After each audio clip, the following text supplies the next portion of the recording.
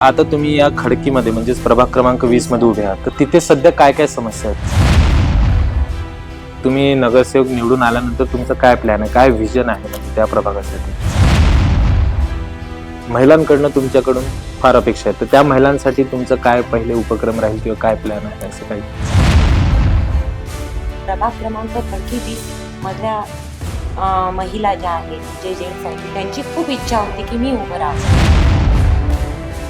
मी पहिल्यांदा जरी उतरत आहे तरी मला या सगळ्या कामाचा सराव आहे.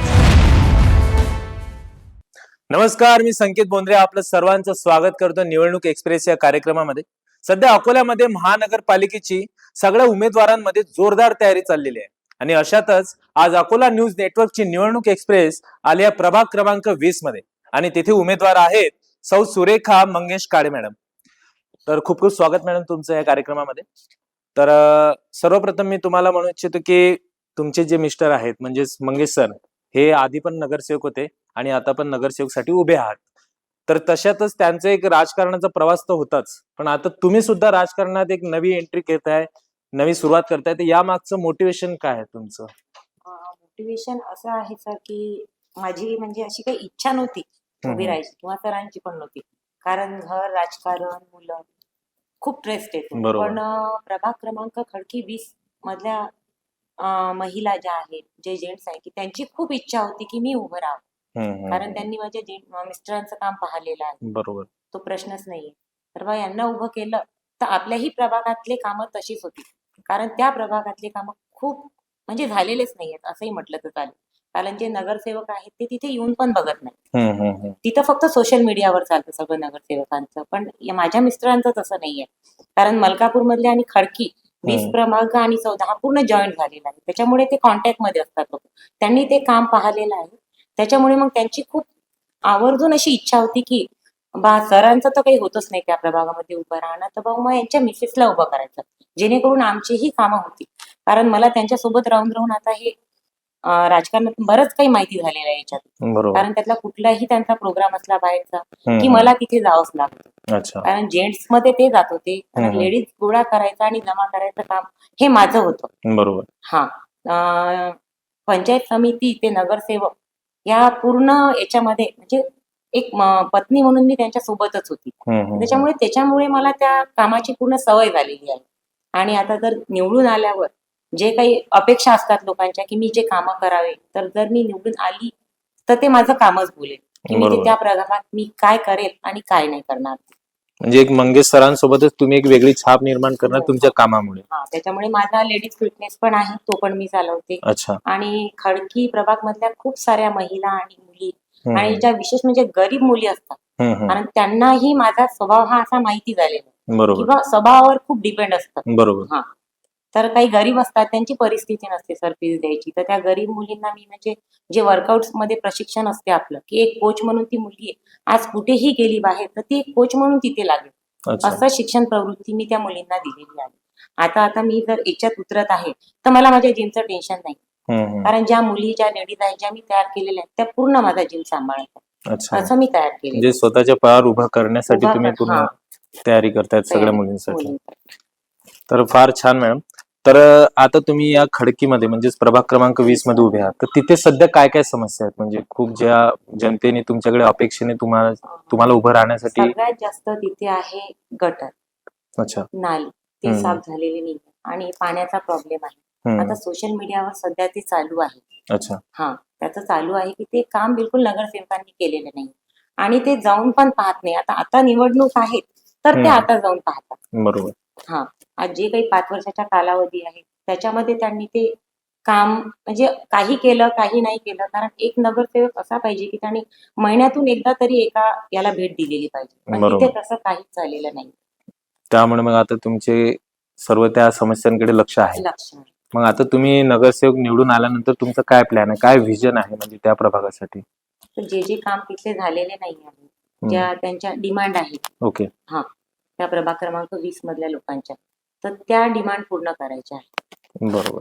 तर ह्या डिमांड सोबतच काहीतरी, आता तुम्ही एक महिला उमेदवार आहे, त्यामुळे काही स्पेशल समाज किंवा काही स्पेशल महिलांकडनं तुमच्याकडून फार अपेक्षा आहे, तर त्या महिलांसाठी तुमचं काय पहिले उपक्रम राहील किंवा काय प्लॅन आहे असं काही? विशिष्ट? जसं तुमचं फिटनेस तर आहेच एक आहे. मुलींसाठी, पण आणखी काही महिलांसाठी असं काही उपक्रम? शिक्षण वृत्तीवर जास्त भर दिला पाहिजे. बरोबर. त्याच्यावर जास्त भर आहे माझा की शिक्षण आणि ही मुलगी ही स्वतःच्या पायावर उभी उभी राहिली पाहिजे. पाहिजे. तिला शिक्षणासाठी प्रेरित शिक्षणाला करण्याची. प्रेरित करण्यासाठी. ठीक आहे. आणि मॅडम एक तुम्हाला म्हणजे जसं आहे की एक राजकारणी व्यक्ती असला घरात तर एक घराची जबाबदारी किंवा सगळ्या गोष्टी मॅनेज करणे फार कठीण असते. आणि कारण की वेळ नसतो तेवढा, कारण की सगळे समाजासाठीच आपण कार्य करत असतो. आणि अशा वेळेस सर कंटिन्युअस सगळ्या म्हणजे लोकांसाठी झटणारे आहेत. तर त्यासोबत आता तुम्ही सुद्धा या म्हणजे एक असतं की एक कंटाळून जाते महिला, कारण की कंटिन्यू राजकारण राजकारण राजकारण, सगळे घरी माणसं माणसं, पण आता या उलट तुम्ही सुद्धा राजकारणात जाताय. तर हे कसं काय म्हणजे पॉसिबल झालं की तुम्हाला काय वाटलं? नाही, चांगलं वाटलं मला की मीही बा उभी राहत आहे, कारण तेवढी विल पॉवर स्ट्रॉंग आहे माझी. कारण मी घर, मुलं आणि राजकारण हे मला माहिती आहे की मी हे ह्या तिन्ही चारही गोष्टी मी हँडल करू शकते. बरोबर. म्हणून मी याच्यात उतरत. बरोबर. आणि ते माझ्या मिस्टरांना माहित आहे की त्यांची मिसेस कशी आहे. छान मॅडम. त्याच्यामुळे त्यांचंही होतं की नाही उभं राहायचं. बरोबर. म्हणजे आता घरदारासोबतच बाकीच्यांचे घरदार पण सांभाळायचे, समाजाला पण सांभाळायचं. फार छान मॅडम. त्याच्यासाठी विल पॉवर स्ट्रॉंग असणं महत्वाचं असते. बरोबर. बरोबर. मॅडम तुम्ही इलेक्शन मध्ये पहिल्यांदाच जाता, म्हणजे राजकारणामध्ये पहिल्यांदाच निवडणूक लढवताय. सरांना भरपूर अनुभव आहे राजकारणाचा. तर तुम्हाला काही आतून भीती वगैरे वाटते आहे की आता ही पहिलीच निवडणूक आहे तर असं काही? नाही भीती नाही, कारण त्यांच्या सोबत माझाही सहभाग होताच त्यांच्या मागे पूर्ण. म्हणजे कुठलं आंदोलन असो, काही असो, मी होतेच त्यांच्यासोबत. त्याच्यामुळे त्यांचे हे सगळे प्रश्न, कारण जे गरीब लोक येतात त्यांच्या समस्या घेऊन येतो, ते पाहून मला म्हणजे भीती नाही वाटत. मलाही असं आतून वाटतं की नाही आपणही या कार्यात असं न होता या रीतीने हे व्हावं, त्याच्यामध्ये जॉईन व्हावं. तर मला भीती वगैरे नाही वाटत त्या कामाची. बरोबर. कारण ती मला सवय आहे, त्या गोष्टीची सवय होऊन गेली. आता 8-9 वर्ष होतात बरोबर. जवळपास. तर त्याच्यामुळे मला ते सवय झालेली आहे त्याची. तर भीतीचा प्रश्नच येत नाही. ठीक आहे. आणि जसं सरांचं आंदोलनकडे जास्त विशेष लक्ष राहते, कारण की काही जनतेच्या समस्या असल्या तर ते आंदोलन करून पूर्ण सॉल्व्ह झाल्याशिवाय ते थांबत नाही. तर तुमचं पण असं काही आहे की तुम्ही पण काही असं आंदोलन करणार जनतेसाठी किंवा सरांसोबत परत मिळून आंदोलन करणार? ती तयारी आहे तुमची? हो बिलकुल आहे. प्रश्नच नाही. कारण एका मंगेश भाऊ म्हणजे लीडर आहे, एका लीडरची बायको आहे मी, तर त्याच्यामुळे तेवढी लीडर तर मग माझ्यातही आलेली आहे. बरोबर. तुम्ही आणि सुद्धा जर मागे हटणार. महिलांसाठी काम करतो म्हटलं तर तेवढं खंबीर पाहिजे. पण बरोबर. जर मी राजकारणात उतरत आहे नगरसेविकेची आणि नगरसेवकाचा अर्थच होतो. आणि नगरसेवकाचे कामं असतात पहिले न म्हणजे नळ, र म्हणजे ग म्हणजे गटार, र म्हणजे रस्ता. हे 3च मुद्दे असतात. बरोबर. तर ते तिन्ही मुद्दे मी करून देईन. अच्छा. हा, म्हणजे तुम्ही सांगितलं की न म्हणजे नळ, ग म्हणजे गटार आणि र म्हणजे रस्ता, असा हा नगरसेवक त्यासाठी नेहमी कार्यरत राहणार. पण त्या व्यतिरिक्त पण महिलांसाठी अजून काय उपक्रम तुमच्या डोक्यात आहे किंवा मनात आहेत की ते आपण सुरू करणार, ज्यामुळे महिलांना आणखी प्रोत्साहन मिळणार, ज्यांना खरंच सपोर्ट आहे, म्हणजे ज्यांना सपोर्टची गरज आहे? आता काही गरीब महिला असतात, गरीब मुली असतात. तर याच्यामध्ये बचत गटाचं पण असते. त्याच्यावरून पण आपण लेडीजसाठी काही करू शकतो. बचत गटामधून बरेचसे असे गृह उद्योग असतात, तेही आपण चालू शकतो, जेणेकरून त्यांनाही काम मिळेल. बरोबर. काही विधवा महिला आहेत, त्यांच्या पण स्कीम असतात विधवा महिलांसाठी. त्याच्यात पण मी कार्यरत म्हणजे करू शकते, जेणेकरून त्यांना काम मिळेल.